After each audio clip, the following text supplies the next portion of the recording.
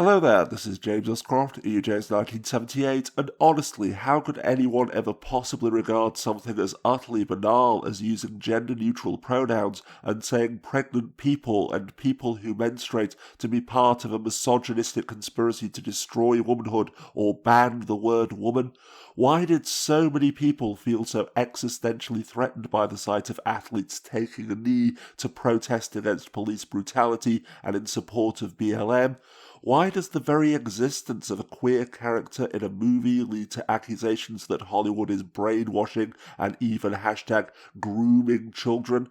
Why did an entire hate campaign coalesce around the fact that nasty feminazis were critiquing video games, making video games, and even simply existing in the vicinity of video games?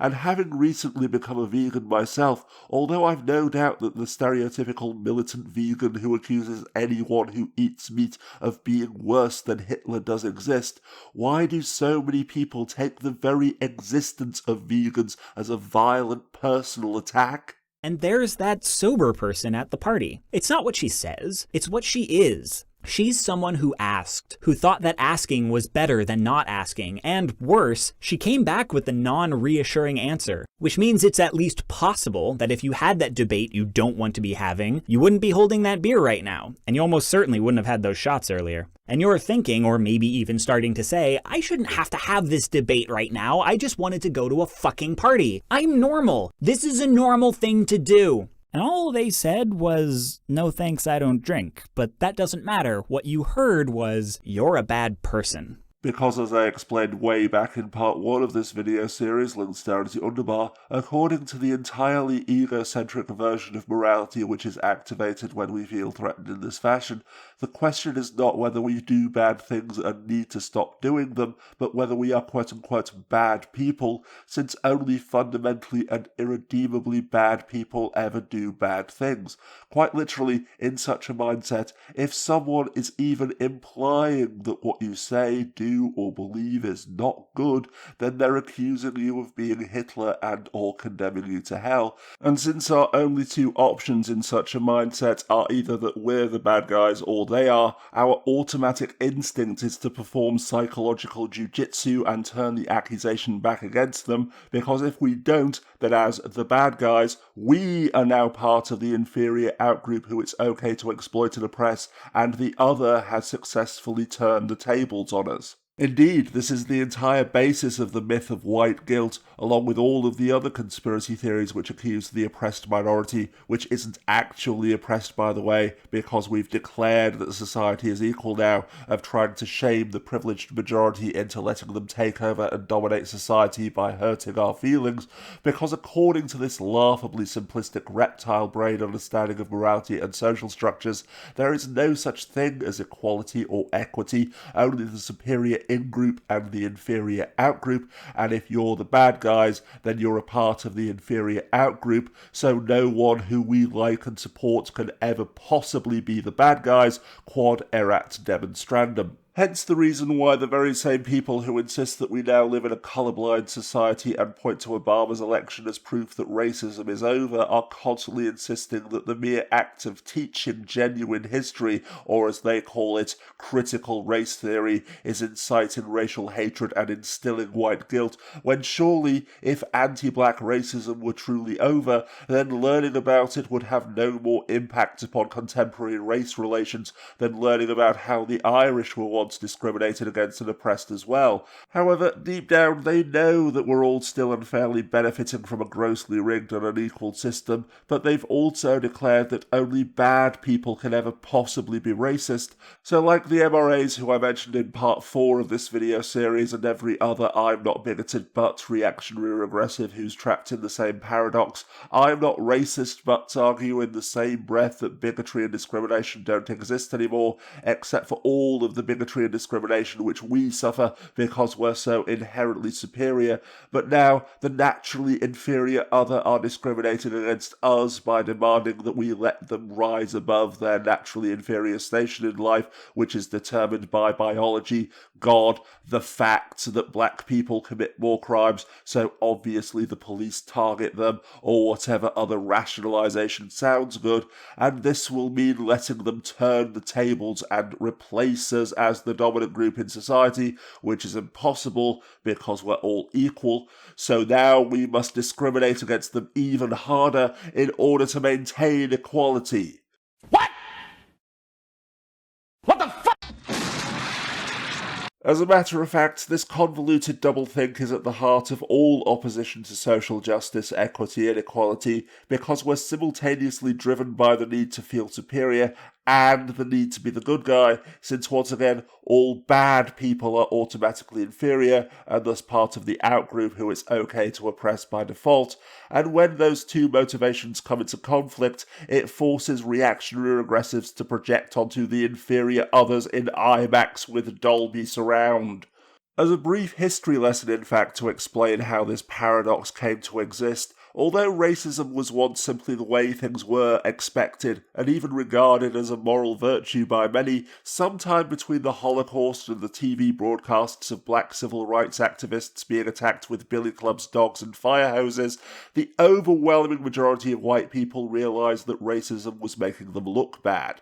As a matter of fact, it's vital to remember that literally the only reason why America finally put an end to Jim Crow segregation, at least on paper, was that the hypocrisy of the land of the free oppressing black people was a propaganda goldmine for the Soviet Union. So in light of this realization, often completely independently of one another and without even realizing that they were doing so in many cases, over the next few decades, most white people decided and agreed with each other that racism was hatred, a personal defect suffered by fundamentally bad and broken people, and eventually even the most virulent segregationists figured out that they had to start saying forced busing, law and order, and states' rights. In a truly masterful display of both having one's cake and eating it too, then, our great-grandparents, grandparents, and parents declared that just as it's never really rape unless we agree that she didn't do anything to lead him on, it's never really racism unless we agree that it's committed by someone who we don't like. But while this tactic allows us to maintain the self-righteous conceit that we're the good guys, as I have now explained at length throughout the entire course of this video series, bigotry and oppression are never about hatred. They're about the power and convenience of keeping the inferior in their place so that we can continue to exploit them and feel superior to them without any annoying pangs of conscience. Instead of actually dismantling the racist institutions and assumptions that dominate society to this very day, then, we simply redefined racism and declared that it was over now. We have had some problems with the lurkers, but nothing... Lurkers? It's our version of the homeless. In many ways, we have the same problem Earth does. Earth doesn't have homeless. Excuse me? We don't have the problem. Yes, there are some displaced people, here and there. But they've chosen to be in that position. They're either lazy, or they're criminal, or they're mentally unstable. They can't get a job. EarthGov has promised a job to anyone that wants one. So, if someone doesn't have a job, they must not want one. Poverty? It's the same. Crime? Yes, there is some, but it's all caused by the mentally unstable. And we've just instituted correctional centers to filter them out at an early age. Prejudice? No, we're just one happy planet. Well, all right, there's the Marsies, but that won't change until they stop fighting the Earth rule. And when exactly did all this happen? When we rewrote the dictionary.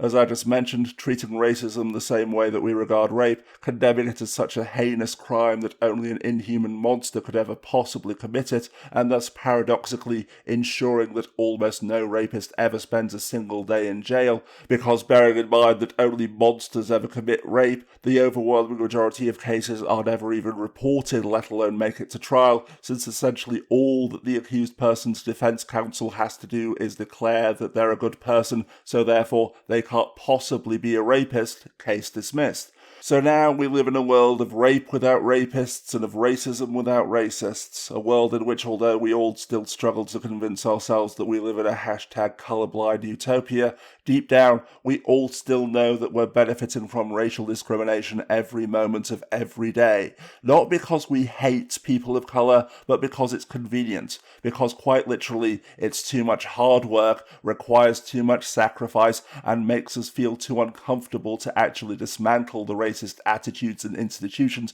upon which our society is built.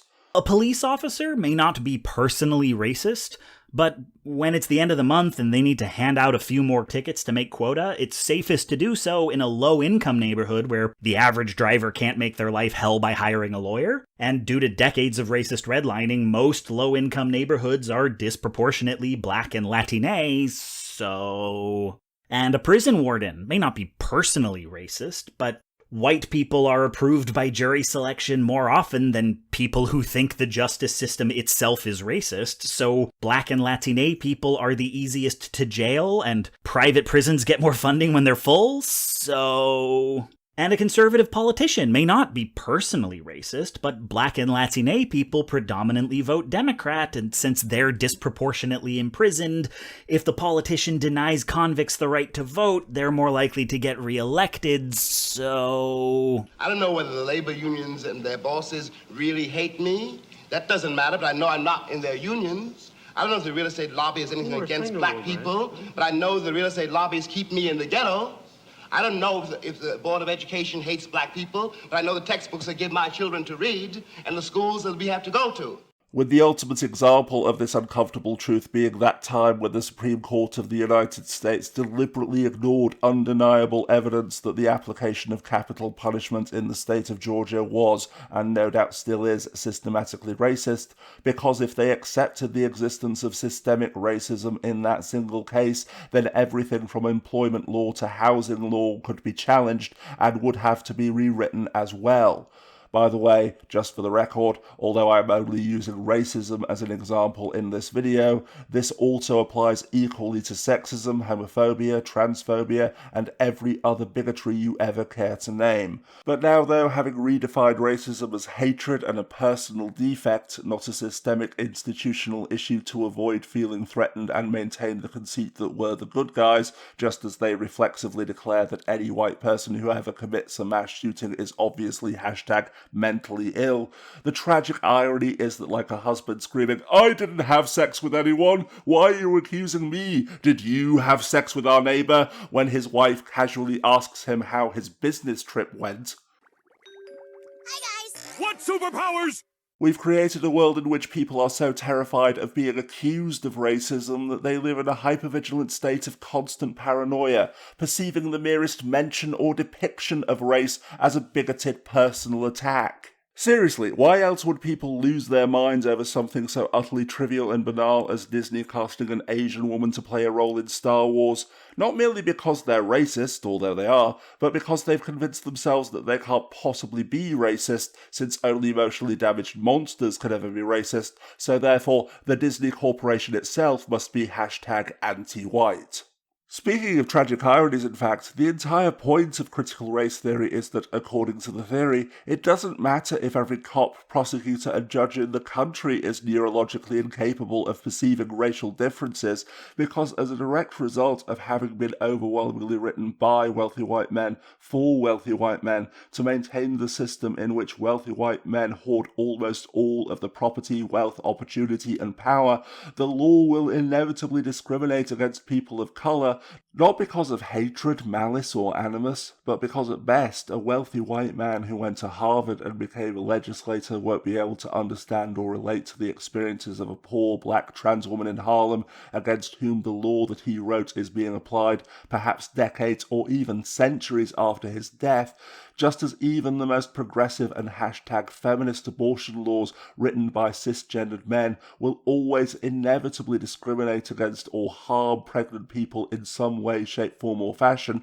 and at worst because as a judge or Supreme Court justice interpreting that law made by other straight white cisgendered men, he benefits from everything from historical redlining to legacy admissions and knows, however subconsciously, that he would be worse off if society wasn't rigged in his favour. But even if he struggles as much as humanly possible to be objectively neutral and stick entirely to the letter of the law, to quote from the book On Critical Race Theory by Victor Ray, structural racism, when built into policies and procedures, obscures the processes which keep racial hierarchies in place. If an entrance exam is racially biased, a teacher who is a committed anti-racist yet grades the exam accurately will reinforce racial inequality. If a judge harbours no prejudice towards anyone she sentences, but racially biased laws such as the different penalties for possession of crack or powder cocaine, or patterns of policing, racial profiling, disproportionately send black or Latinx suspects to court, her compelled reliance on mandatory minimum sentencing laws will produce racially disparate outcomes. Rules and laws are designed to shape behaviour, especially when individuals would behave differently absent the rule. Once biases are built into seemingly legitimate social sorting mechanisms, no ill intent is needed. Following the rules reproduces racial inequality. He then continues, although it's uncomfortable to discuss this, people of colour who have been incorporated into biased systems such as policing can end up reinforcing structural racism by simply doing their job as biased policies, laws and practices compel behaviour. Take a hypothetical black police officer in New York City where the city's stop and frisk policy disproportionately targeted black and Latino men for police stops, despite police finding more contraband on the white men who they stopped. The hypothetical black police officer simply following orders and carrying out this policy is, by doing their job well, contributing to structural racism. Similarly, a black Supreme Court justice who supports weakened voting rights is helping to institutionalize racism. Biased systems produce biased outcomes regardless of the identity of the system's administrators. End quote. In other words, the entire point of CRT is that it's the law, policies and procedures themselves that are the problem, because far from being a neutral, colourblind arbiter, they were written to maintain the status quo, just as the modern colour-coded concept of race itself was invented to justify slavery and colonisation, with the excuse that the coloured races were inferior being invented to justify what white colonisers and slave traders were already doing anyway. So whether you're the least racist person who has ever lived or the Grand Wizard of the KKK is not the issue, and is pretty much entirely irrelevant. But thanks in large part to the deliberate push by the far right to make hashtag CRT a buzzword that fills people with hatred and disgust, no different from woke, cultural Marxism and political correctness before it, CRT now simply means anything that makes the dominant group feel uncomfortable, threatened and judged, and the mere mention of it now triggers the same defensive knee-jerk reaction of, but I don't hate black people, I'm a nice guy. So just as is the case with criminalising abortion and the so-called war on drugs, as I mentioned in a previous video in this series and will explain in greater detail in part 8, we would literally rather let people suffer and die needlessly than ever let go of the arrogant conceit that we are morally superior to them. Will black people ever be able to be self-sufficient or independent? This question is obviously racist, but I will answer it as if it was asked in good faith. First of all, before emancipation, black people created the necessary infrastructure for their independence and self-sufficiency. In the year 1738, the first free black town was established in Mosey, Florida, which means that there was a free black town before there was a United States of America. The first black-owned media company, a newspaper, was established in 1827. All of this was before emancipation. Black towns and neighborhoods saved and circulated millions of dollars within their communities, like the Greenwood District in Tulsa, Oklahoma, North Nashville in Tennessee, Sweet Auburn in Atlanta, and countless others. There is a list way too long to fit into this video. And do you know what happened to those thriving, independent, self-sufficient communities? They were attacked by white folks. They were bombed. They were raided. They were terrorized. They were demolished. These independent, self-sufficient black communities were fine and had existed for a very long time. The real question is, will whiteness ever be able to be self-sufficient and independent without black oppression?